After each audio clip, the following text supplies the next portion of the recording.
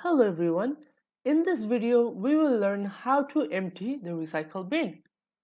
So first of all, what is the recycle bin?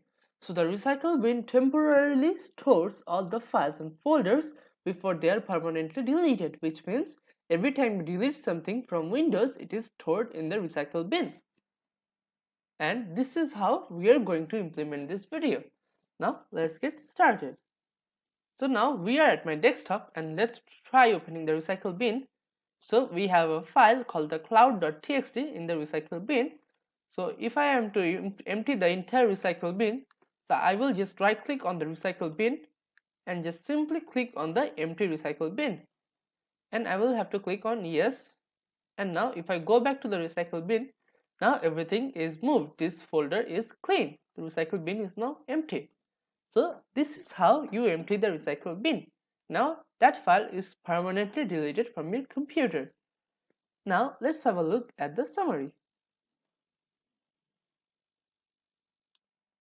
So in this video we have learned how to empty the recycle bin.